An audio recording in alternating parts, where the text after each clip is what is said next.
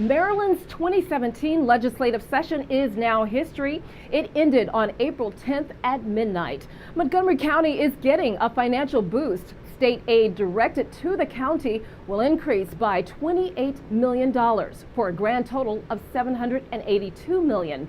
The county's public education system will reap the benefits of most of those funds.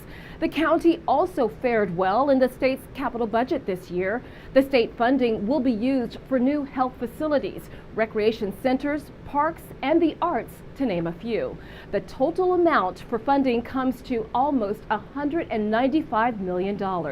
Joining me now to discuss a few more of the issues that will affect county residents is Delegate Al Carr. Thank you for being here, and tell me, how did the county do overall in this last session? Well, the county did well. I think the delegation did a great job of presenting our case that we are the largest school system in the state of the 24 jurisdictions, and we're growing by leaps and bounds. So we have a lot of needs on the capital side, and we did well. All right, that's always good to hear. Now, the WSSC water and sewer rates, there was a recent increase, but there may be some other changes coming down the pike.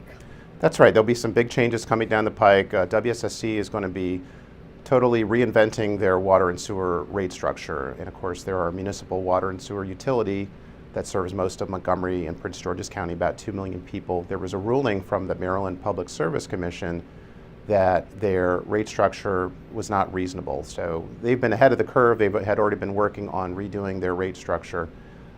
So there'll be opportunities for the public to weigh in, but this is something that is going to affect people, and people should pay attention to. Okay, so another issue that you're very passionate about, and that's school bus safety and cameras. Are there going to be harsher fines for those who pass illegally the school buses on the streets? Yes, I have 3 kids that are in Montgomery County Public Schools. They all ride a bus to school, and it's very alarming, the number of people who drive around to stop school buses. So the General Assembly did take action. A couple of things that we did. Number one, we did up the penalties in Montgomery County for when you get caught by a camera, and we also closed a loophole in that if you were driving a rental car past a school bus, the ticket was torn up, and we took care of that as well. Now, the Affordable Care Act, are there any changes that will affect us here in Montgomery County?